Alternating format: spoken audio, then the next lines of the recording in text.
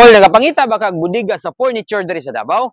Tara kol, lubanin ko ninyo. Mao ni Kol ang isa sa pinakadako nga manufacturer sa mga furniture ug isa sa mga supplier sa mga iladong mall diri sa Davao. Ug dire rin nimo ni makita sa may Lazada, Turil at bang sa planta sa Mango Juice. Mao ni ang Wela Metal Corporation Kol. Una ko nagapangita kag furniture nga direct from budiga nga naay sariling planta sa foam nga pwede ka magpa-customize dire og furniture depende sa imong design ug pwede pud ka mag-installment dire Kol kung short ka sa imong budget. Bisitahan ning budigaha Kol. Kay daghan kay kag mapilian dire sama sa mga klase-klaseng size sa cabinet, mga wooden double deck, mga sofa Kol nga pwede nimo pilian up to 12 seaters, mga indoor og outdoor dining table. Naabot sila available dire nga mga Astron appliances og mga plasticwares. Og pwede ra pud ka makapalit dire og mga tela o mga parts sa imong furniture. Og good news Nicole kay na sila ipa-promo karon, i-check lang ang comment section. Og isa sa pinaka-the best Nicole og dili ka taga Davao, available ni sila for wholesale nga presyo and open sila for delivery. Mag-message lang ka sa ilang Facebook page nga Wela Budiga Sale. Pwede po ka mo visit silang budiga Kol nga located lang diri sa may Turil, sa may Lazada Street at bang sila sa planta sa Mango Juice. Og open is sila Kol daily from 8 AM to 5:30 PM. Mo na ko nangita kag budiga sa mga furniture diri sa Davao Kol, bisitahan ang Wela Metal Corporation diri sa Davao City.